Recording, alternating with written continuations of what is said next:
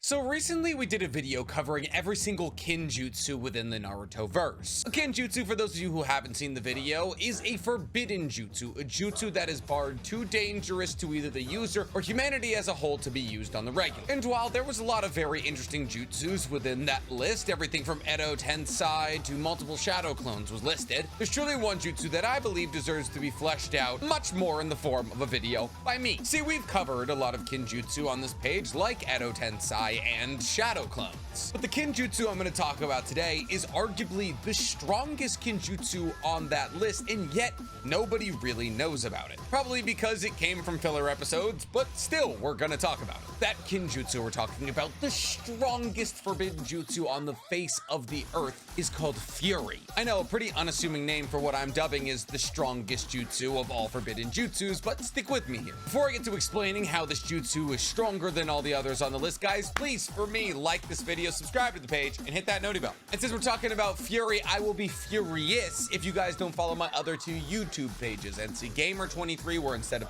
talking about anime, I play video games, and Hammer's Collection, where instead of talking about anime, I build things from it. So Fury, what is it? How is it used? What does it do? And why do so few people know about it? Well, to unpack all of that, we're gonna have to do a tiny little history lesson and begin these videos where we usually begin them, at the beginning. The beginning of the story starts with a clan by the name of the Tsuchigumo clan. They were an incredibly powerful clan. In fact, they were so powerful that they had their own hidden village. They reached the height of their power during the Third Great Shinobi World War, where using their clan-specific kinjutsu Fury, they were able to tip the balance of the war in their favor. In fact, this jutsu was so powerful that the Hidden Leaf was afraid of it. Hiruzen actually reached out to the clan leader in order to make it a kinjutsu and forbid it. Essentially, the Tsuchigumo clan was so successful in the Third Great Shinobi World War by using Fury that the Hidden Leaf, the strongest village out there, had to find a way to get them to stop. And Hidden Leaf, not being as bad as the other villages, though they are not perfect, decided that war would not be a good choice. Because mind you, the Tsuchigumo clan is filled with people who can use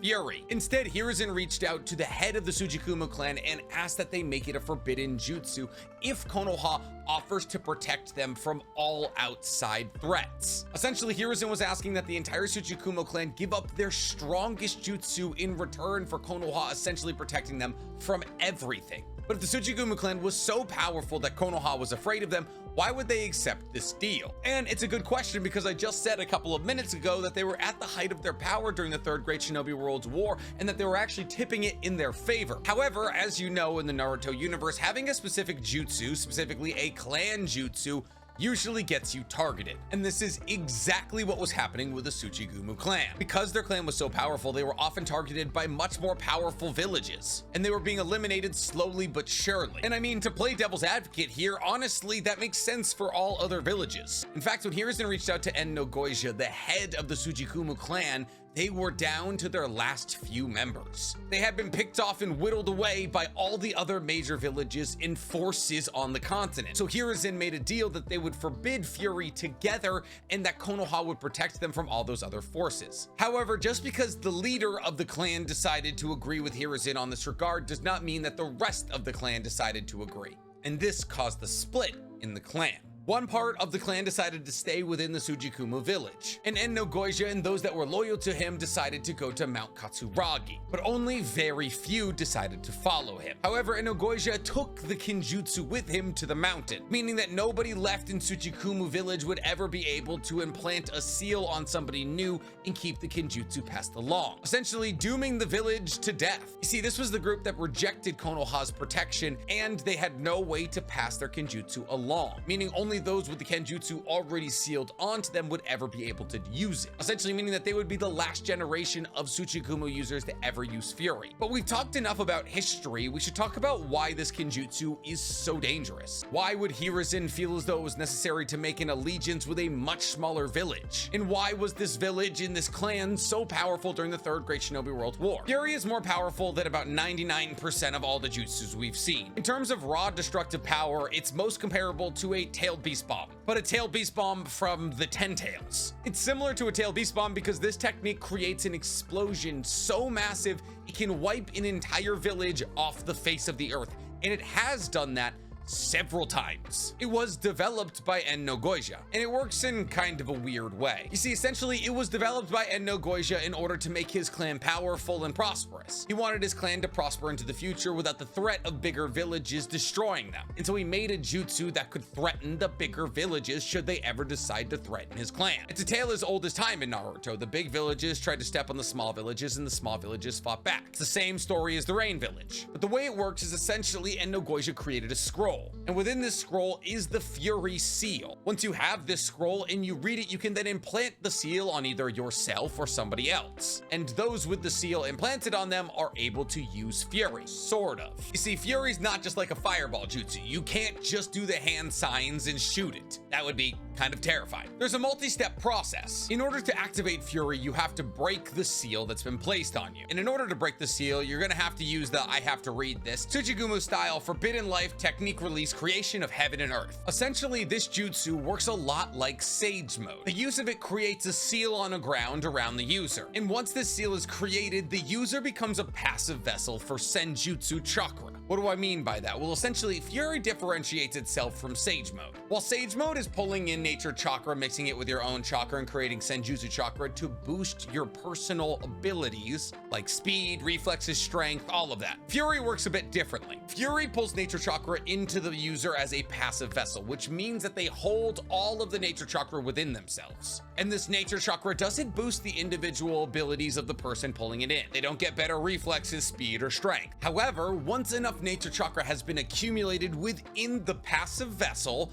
Fury can be activated. And Fury is the outward explosion of all of this nature chakra that's been pulled in. And that explosion is enough to wipe entire villages off the map. Think Almighty Push, but disintegrated. I'm not kidding, this ability is quite literally stronger than Almighty Push. It's closer to Heaven Concealed than anything, and both of those are Rinnegan abilities. But here's the thing about Fury. Technically, the passive vessel doesn't have to be the one who launches it. What do I mean by that? Well, the use of Fury does not kill you. You are the center of the explosion and everything around you is decimated. And sure, you might be tired for a couple of days, but Fury, once again, does not kill you. Because of this, in the Tsuchigumo clan, a lot of people were sealed with the Fury Seal and sent into villages to gather up their Senjutsu chakra. The thing is, though, once you begin to gather this Senjutsu chakra, you are a passive vessel, which means that you can do nothing to stop or increase the flow of Senjutsu chakra into you. And as you are a passive vessel, you are essentially just an explosive device. And another user of Fury from the Tsuchigumo clan most likely can use you to detonate a Fury, meaning that you as the passive vessel can have to use Fury against your will. So essentially what Fury is as a jutsu is people walking around with a seal that they can break with one specific jutsu that brings in a bunch of chakra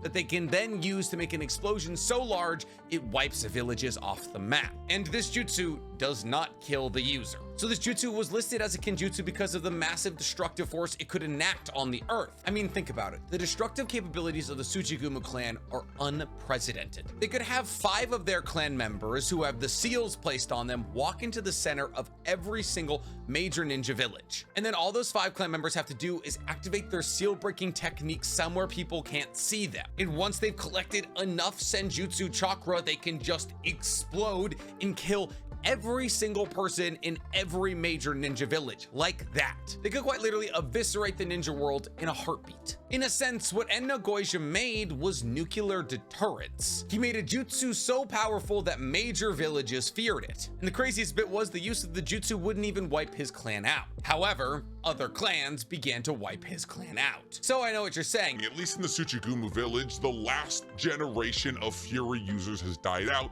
and the Kinjutsu scroll is with Enno Goija's relatives. Well, yes, this is technically true. In the Tsuchigumo village, there's no more users of Fury. Once the scroll was taken away from the village, they had no way to make new users, and therefore nobody else could get the seal. However, on Mount Katsuragi, Enno Goija did something a bit mean. You see, like I said, not a lot of people went with Enno Goija to Mount Katsuragi. Most people decided to stay in the village. And Mount Katsuragi is protected by an almost impenetrable barrier and a bunch of traps. So both Enno Goija and his descendants Hotaro and Tonbi were well protected. However, remember why Enno Goija created this jutsu in the first place. He wanted the Tsuchigumo to be a powerful and respected clan. So even though he was making a deal with Konoha in order to list Fury as a kinjutsu, that doesn't mean he was gonna get rid of it. You see, he could have just burned the scroll instead of just protecting it. And in our Kinjutsu video, we talked about at length how there's really no consequences for using Kinjutsu. So Endo Goisha, seeing the fact that there's still people out there using Edo Tensai and multiple shadow clones, decided to keep Fury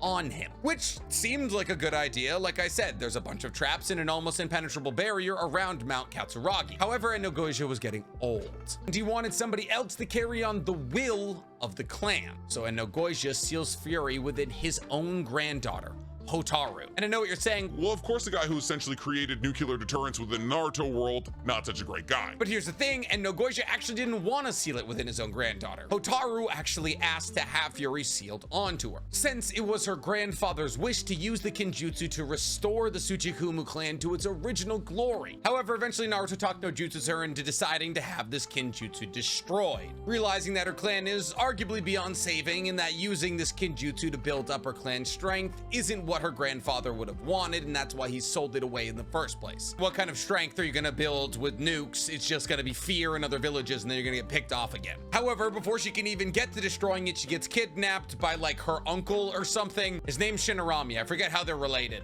So the new Team 7, that being Yamato, Sai, Sakura, Naruto, and Utakata, the Jinchuriki of the Six Tails, fight off the attackers and save Hotaru. I'm sorry. But not before Shiranami uses Hotaru in order to gather up a bunch of Senjutsu chakra and unleash Fury. And it's this point that Utakata uses a little bit of plot armor. Essentially, he uses his power as the Jinchuriki of the Six Tails to tap into the spiritual plane and stop Hotaru from bringing in more Senjutsu chakra. He then absorbs the explosion and somehow releases her from the seal of Fury all in one go. But here's the thing, without that little bit of plot armor, Naruto, Utakata, the rest of Team 7, Shiranami, everybody would have been dead. Mind you, this is a 10 tails tail beast bomb to the face, and all it takes is a seal to be placed on you and a little bit of Senjutsu chakra. But since that seal was technically removed from Hotaru, there is technically no more users of Fury, but there could be. The seal was removed, yes, but the knowledge and know-how to place new seals on people still exists. Now it's been labeled Kinjutsu by Konoha, and this feels like the one Kinjutsu that they're actually pretty serious about keeping on the DL. After all, they could wipe Konoha off the map with one person, and that's already happened before, and it was a long rebuilding process. However, this time there's not going to be a Rinny rebirth, so it's safe to say we'll most likely never see Fury again. But that doesn't mean it's not one of the most interesting jutsus in the entirety of Naruto, and one I really like talking about. I mean, an entire white Zetsu army could have been wiped off the face of the earth if this jutsu was used during the 4th Great Shinobi World War. Or imagine if you combined it with Edo Tensai, or even Jugo's clan's Kekkei Genkai, the ability to always be pulling in nature energy. It would make the time to pull off Fury significantly shorter. But yeah, if you guys have heard of this jutsu or you just like the explanation, guys, please tell me in the comments below. And while you're down there, guys, please, for me,